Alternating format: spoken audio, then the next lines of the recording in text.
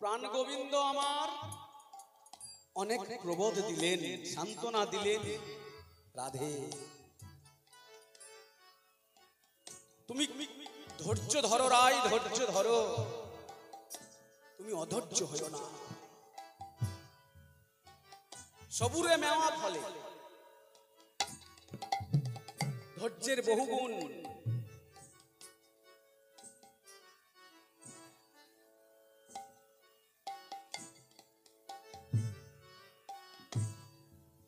কৃষ্ণ ভজন,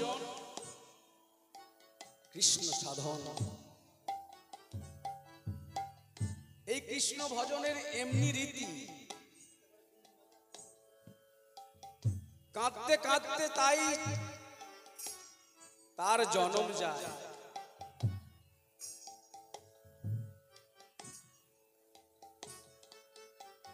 তুমি ধৈর্য ধরে বসো।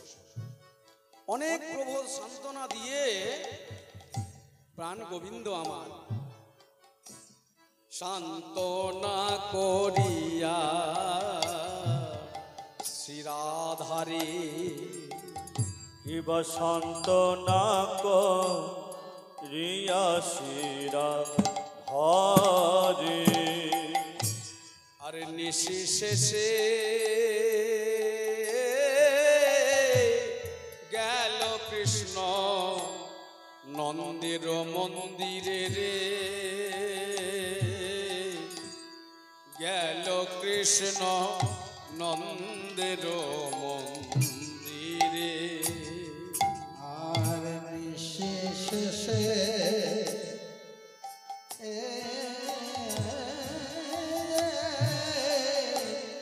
গেল কৃষ্ণ নন্দের মন্দিরে,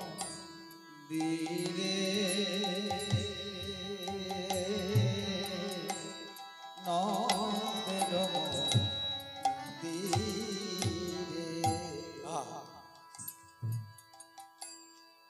দ্রুত বেগে আজ ধেয়ে চলে, আজ দ্রুত বেগে ধেয়ে চলে,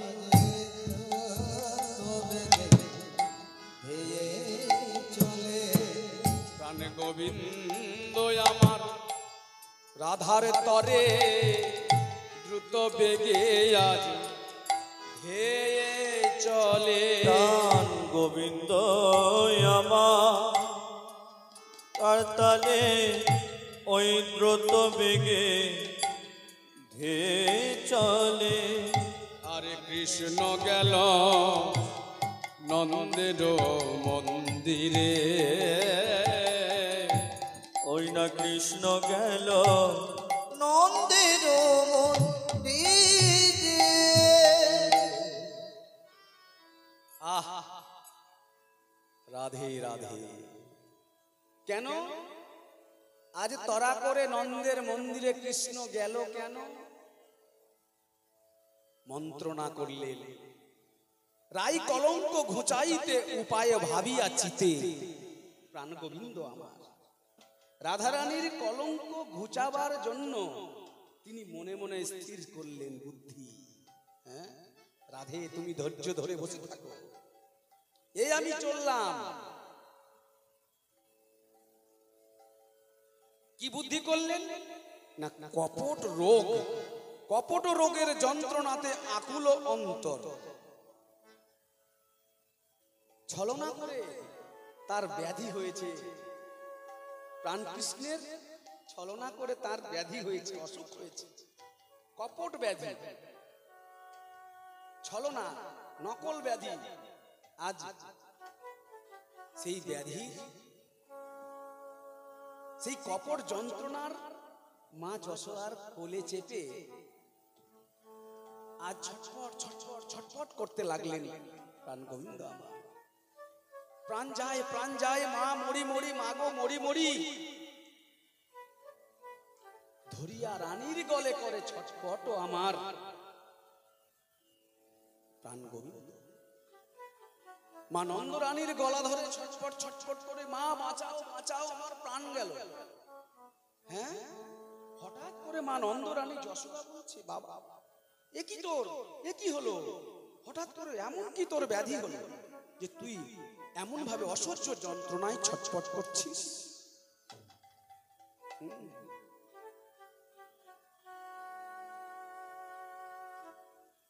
রানী বলে, ও নীল রতন, কেন রে বাপ করো এমন? করো এমন, ধরিতে পারি না জীবন, যাতনা তোর হেরে। যাতনা তোরে রে। তোর এমন কষ্ট, এমন যন্ত্রণা দেখে আমি আর যে প্রাণে ধৈর্য ধরতে পারছি না। ওরে গোপাল, ওরে কৃষ্ণ, বল বল, তুই এমন কেন করছিস? একবার খুলে বল বাবা। আহা, গোপাল, এ কি হলো বাবা? গোপাল,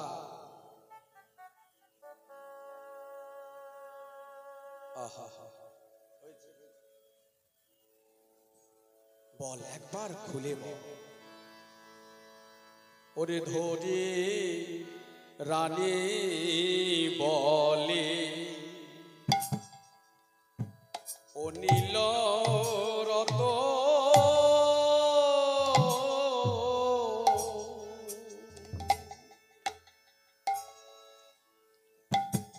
ওরে কেন ওরে বা করো এমন? রানী বলে, ওরে নীরত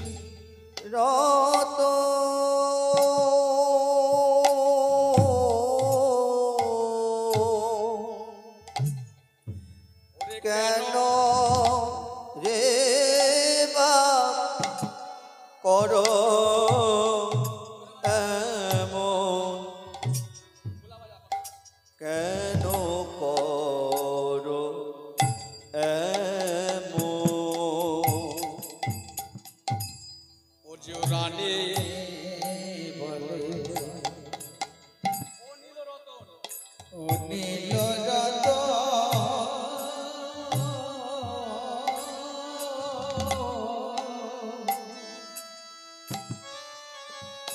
কেন করো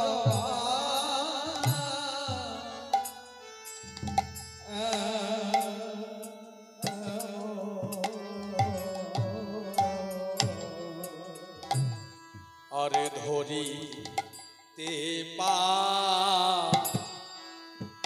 পারি না জীবন, যাত না তোর হে রে, যাত না তোর হে রে। ওরে তোরিতে না পারি আমি, যত না তো রে। ওরে যত না তোরে হে রে। আহা, আর যে প্রাণে সহ্য হচ্ছে না বাবা। ওরে আমার নীলমণি, ওরে আমার প্রাণের প্রাণ, এমন করছিস কেন বাবা? বল, তুই তো এক্ষুনি ভালো ছিলি। হ্যাঁ, মা বড় বিপদে পড়ে গেল, তাড়াতাড়ি করে বিছানা পেতে ধরাতলে মাটিতে গোপালকে শুইয়ে দিলেন, কৃষ্ণচন্দ্রকে ঘুমিয়ে দিলেন, আর সমস্ত শরীর অঙ্গ প্রত্যঙ্গ মর্দন করছেন, তেল মালিশ করছেন, বলছেন বাবা কোথায় ব্যথা বল, কোথায় যন্ত্রণা, কি হলো তোর বল? চর্যাপাতি ধরাতলে শয়ন করাই গোপালে, পিতাম্বর কই মন খুলে ডাকো কৃষ্ণ রে। তদ ভাবাবিষ্ট পদকবি পীতাম্বর দাস ঠাকুর আবারও তিনি মাকে বলছেন,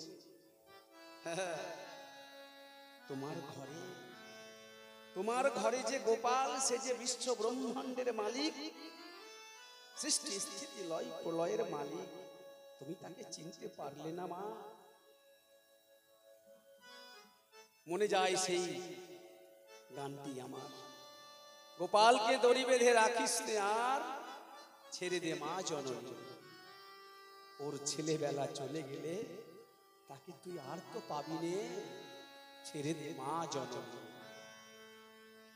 বাৎসল্য প্রেমে মা এবং পুত্রের যে ভালোবাসা, সে ভালোবাসার গভীরতায় মা নন্দ রানীর যশোদার জ্ঞান নাই, জ্ঞান শূন্য। হ্যাঁ, তার ঘরেই যে বিরাজ করছেন, তথাপি পদকবি বলছেন, মা গো তুমি তাকে ডাকো, কৃষ্ণ কৃষ্ণ বলে ডাকো, তুমি তাকে জপ করতে থাকো তোমার গোপালের। কি লীলা দেখুন। হ্যাঁ গো বাবা, তিনার ঘরেই গোপাল কৃষ্ণ বিরাজমান, আবার বলছেন তথাপি তুমি কৃষ্ণ কৃষ্ণ বলে তাকে ডাকো, তবেই তিনার যদি কৃপা হয়। মন খুলে ডাকো কৃষ্ণ রে। মাকে বলছেন আজ দাস পীতাম্বর, তুমি কৃষ্ণকে মন খুলে ডাকো। আরে হেন কালে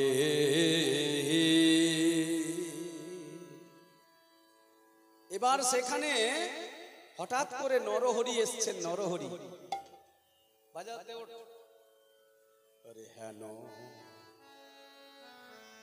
হেন কালে নর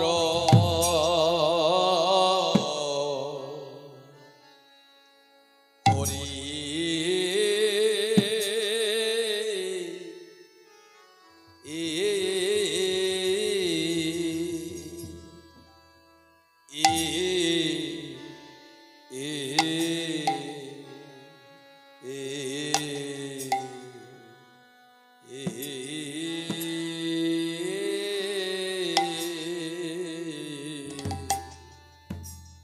ওরে নর নর হরি রে আরে আহারে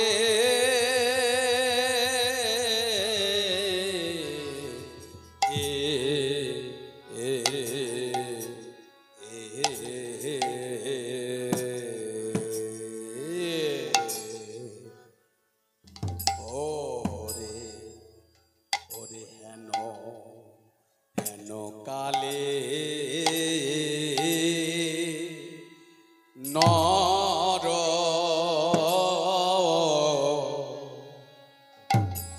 হরি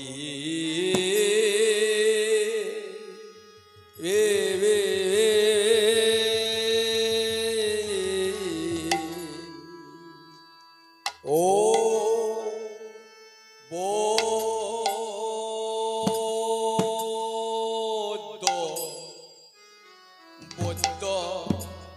বৈদ্য রাজ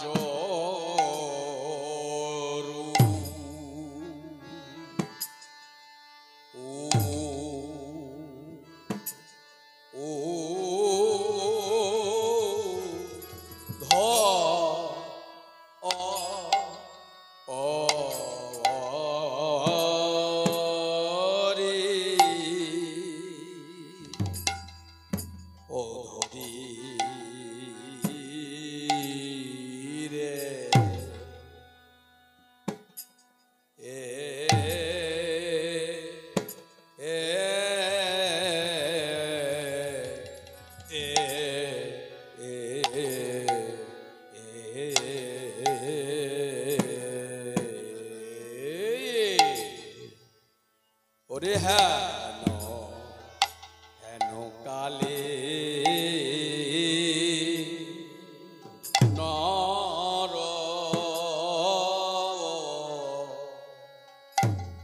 হরি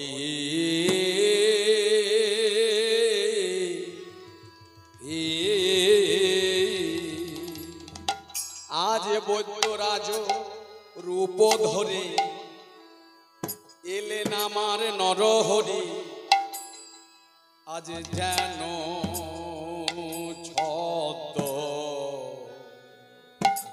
বেশ ধরি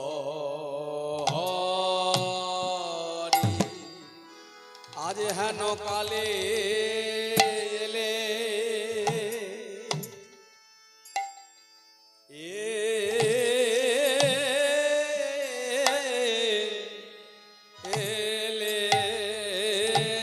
দেখো নর হরি ছদ্মবেশ রূপ ও আজ রূপ রূপ ধরে নরহ অরি ছদ্ম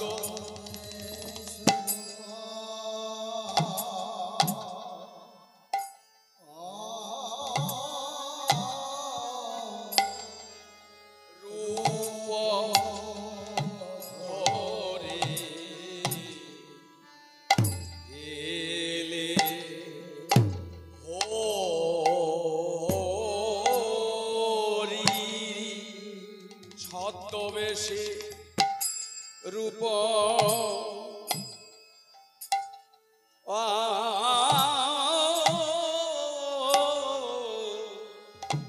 রূপ রূপ ধরে আজু এলে হরে ছদ্মবেশ রূপ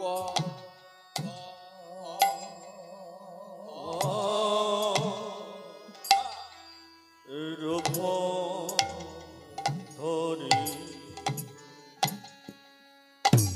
এলে হরি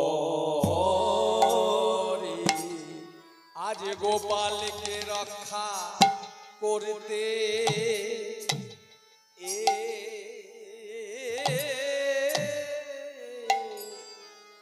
এলেন এলেন ছদ্ম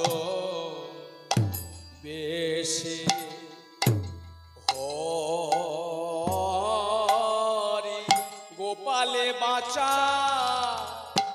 ইতে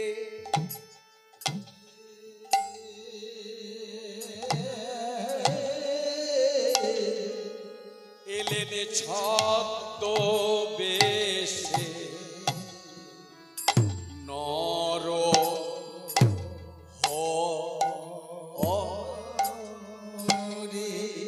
গোপাল চাইতে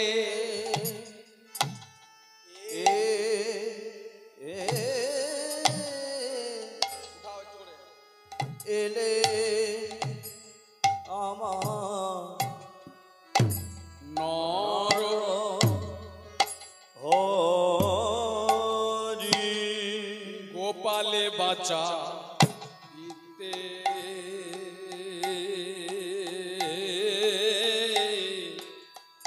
এলেন ছদ্মবেশে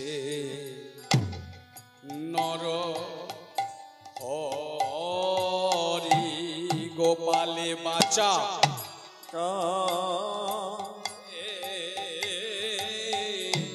এলেন ছদ্মবেশে নর হরি গোপালে বাঁচাইতে এলেন ছদ্মবেশে নর হরি গোপালে বাঁচা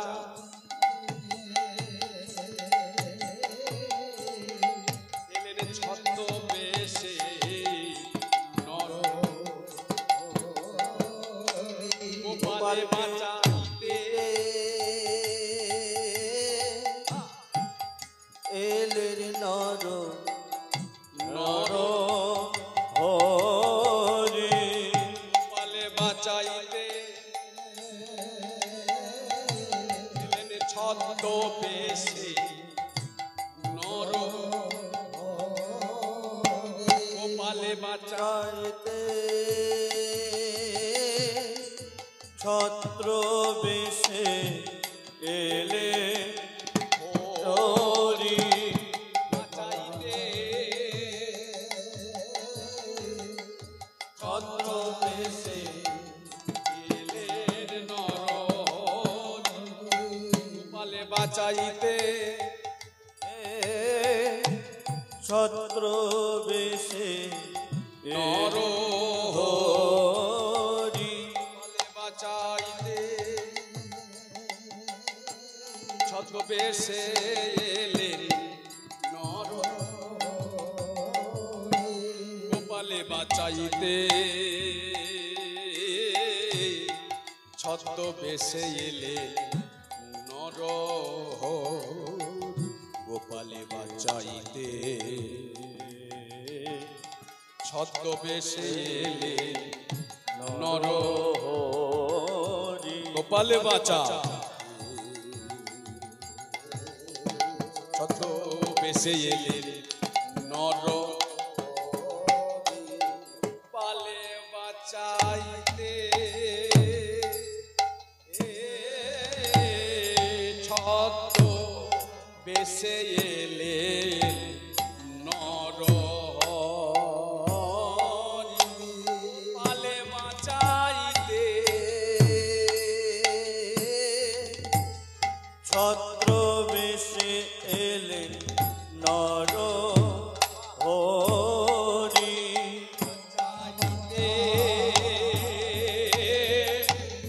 ছদ্মবেশে এলেন নর গোপালে বাঁচাইতে ছত্র বেশে এলে নর হরি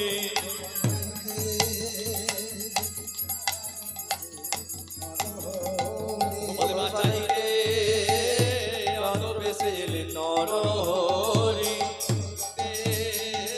ছদ্মবেশে এলেন নরহরি আহারে এ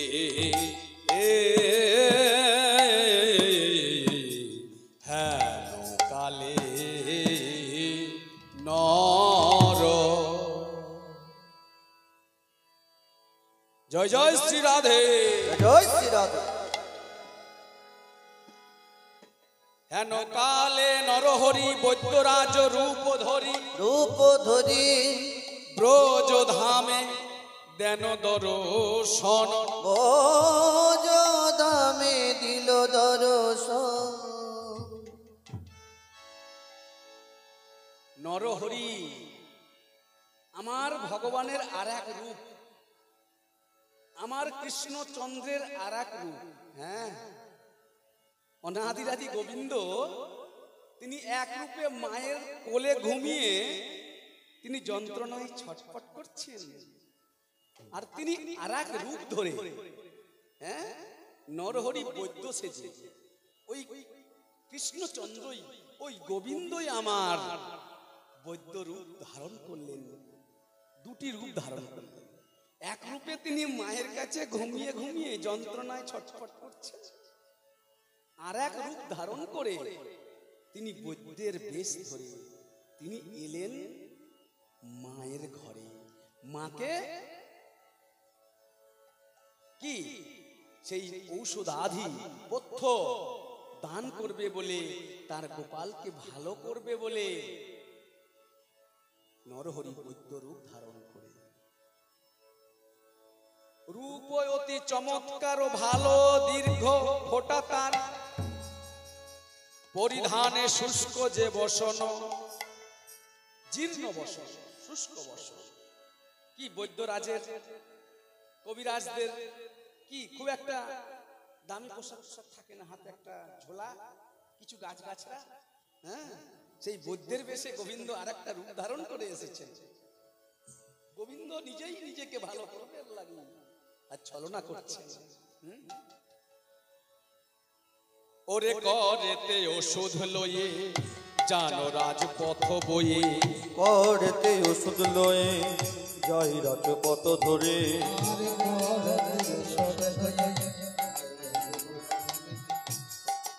ওষুধ লয়ে জানো রাজপথ বয়ে, করতে ওষুধ লয়ে যাই পথরাজ বয়ে। আরে নন্দরাজ হেরিল নয়নে, নন্দরাজ হেরিল না আনে,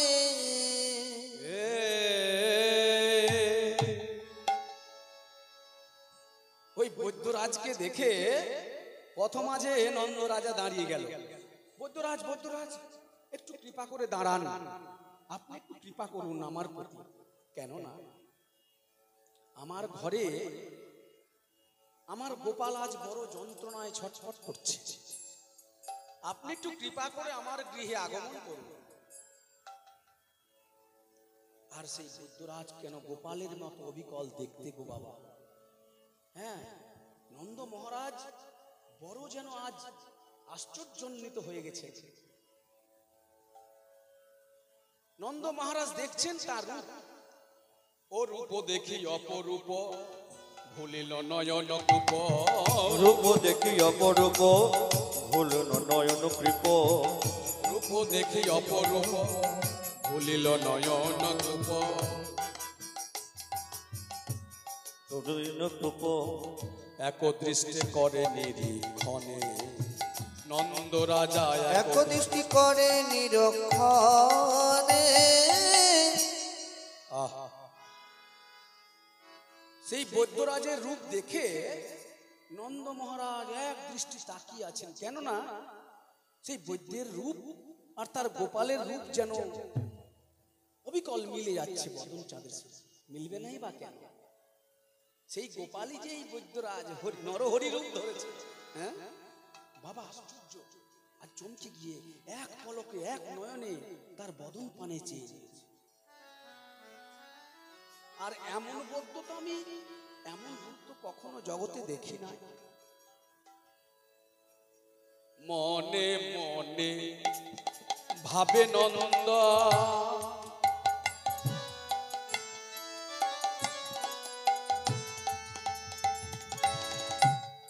আজ নন্দ মহারাজ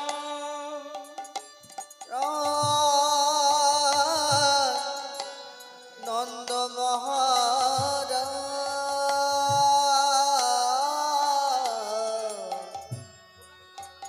নন্দ মহারাজ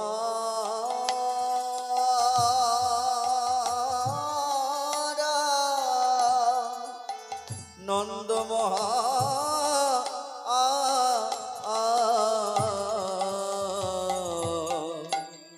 রূপ দেখে আজ মনে মনে ভাবে নন্দ,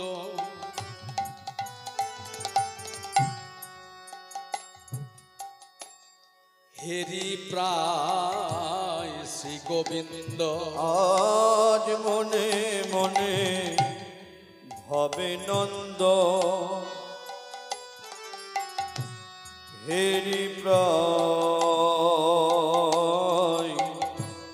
শ্রী গোবিন্দ। মনে মনে ভাবছে আর দেখছে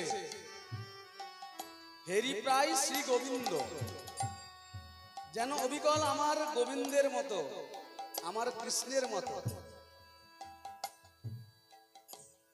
যেন নীল মনির মতন, কিবা যেন নীল নদীর মতন,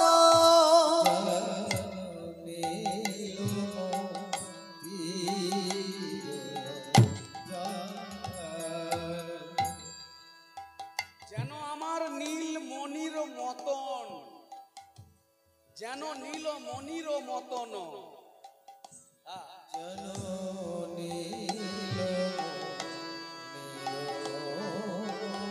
ওরে যেন মনির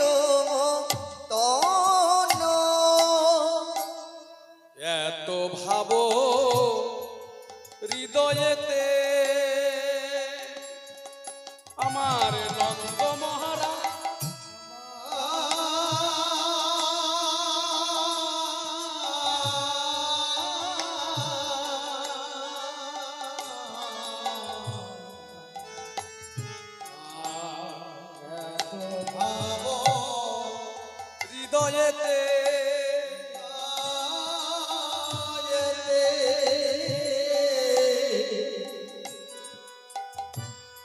হর্ষযুত মনোহর চিতে এত ভাব হৃদয়েতে সবে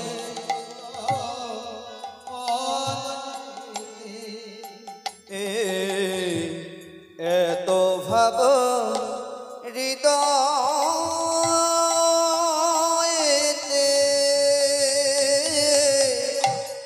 হর্ষযুত মনোহর চিতে বৌদ্ধ রাজে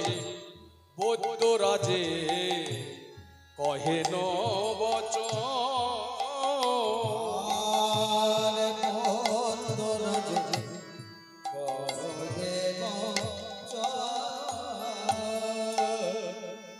নন্দ মহারাজ হর্ষযুত মনে মানে আনন্দ চিত্তে উৎফুল্লিত মনে আজ নন্দ মহারাজ সেই বৌদ্ধ মহারাজকে বলছে, হ্যাঁ এত সুন্দর তোমায় দেখতে, না জানি আমার গোপালের মতো নিশ্চয়ই এই বৈদ্যরাজ, নিশ্চয়ই এই বৈদ্যরাজ আমার গোপালের অসুখ সারাতে পারবে। হ্যাঁ,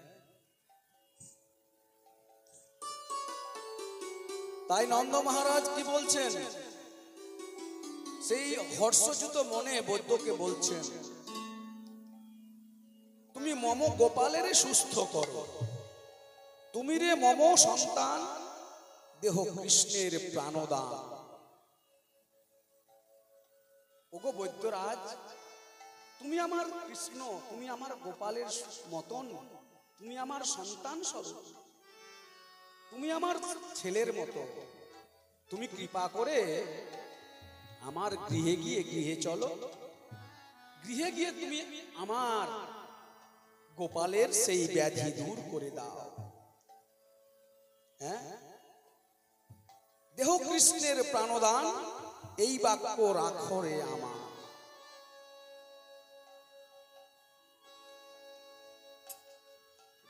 তব পুত্র কৃষ্ণ ধনে বিরাহেরি। এবার সেই বৈদ্য মহারাজ সেই নরহরি কি করছে,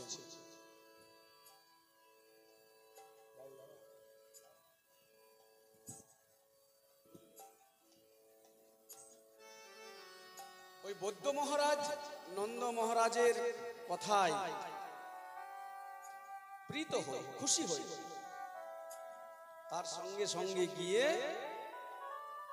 দেখছে নন্দ মহারাজের সন্তান কৃষ্ণচন্দ্র গোপাল মাটিতে শুয়ে ছটফট করছে, লোটালুটি করছে। আর সেখানে বৈদ্যরাজ নরহরি গিয়ে অঙ্গুলির দ্বারা দাগ কাটছে, গণনা করছে, মাটিতে দাগ কেটে কেটে গণা পড়া করছে। আর কি অসুখ ব্যাধি, কি অসুখ ব্যাধি হয়েছে, তার কি কোনো ভূত প্রেতে তাকে ভর করেছে?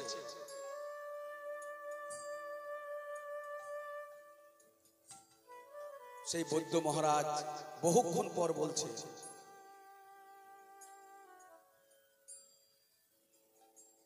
তব পুত্র কৃষ্ণ ধনে বিরাহেরি কুলক্ষণে, তবে এক কার্য যদি করো। বড় কুলক্ষণ গো, তোমার ছেলের যে ব্যাধি হয়েছে বড় কুলক্ষণ দেখছি তো, সহজে এই ব্যাধি দূর করা যাবে না। হ্যাঁ, তবে একটা কাজ যদি করতে পারো নন্দ মহারাজ, তবে যদি সেই ব্যাধি দূর হতে পারে। সে কি কাজ? যদি পাও সতী নারী আনো তারে তরা করি, তবে বাঁচে তোমার কুমার, তবে বাজে তোমার কুমার।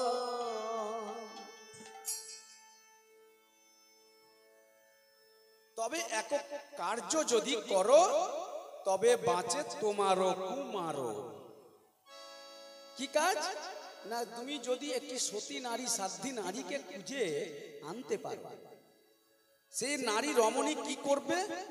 শতছিদ্র কুম্ভে, অর্থাৎ কলসিতে, কুম্ভ মানে কলসি,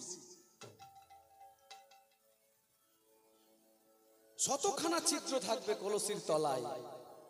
আর সেই শতখানা ছিদ্র কলসিতে যদি সেই যমুনা থেকে জল আনতে পারে, হ্যাঁ, সেই জল দিয়ে যদি তোমার গোপালের, তোমার কৃষ্ণচন্দ্রের স্নান করানো যায়, স্নান করাতে পারো, তবেই তার তোমার গোপালের ব্যাধি যন্ত্রণা দূর হবে। এই বৈদ্যরাজ কে? এই বৈদ্যরাজ আমার গোপাল, আমার কৃষ্ণে যে শুয়ে ছটফট করছেন, তিনার ইচ্ছায় আর একটা রূপ ধরে তিনি এসেছেন এই লীলা করতে। কেন?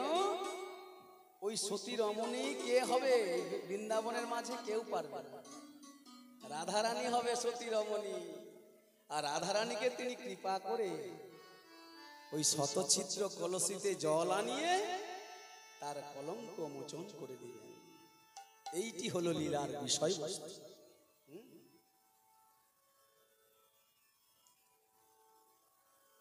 বললেন যদি পাও সতী, তারে তুমি নিয়ে এসে তাকে তুমি শতছিদ্র কুম্ভ করি আনিবারে পারে বাড়ি, স্নান করাও সেই জলে, তবে পীড়া শান্তি হয়, উঠিবে তব তনয়, মনোহর কহে তব স্থান।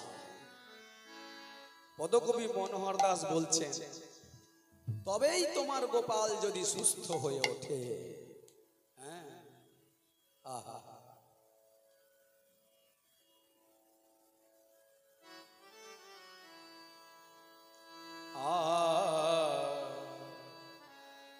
গোপাল রে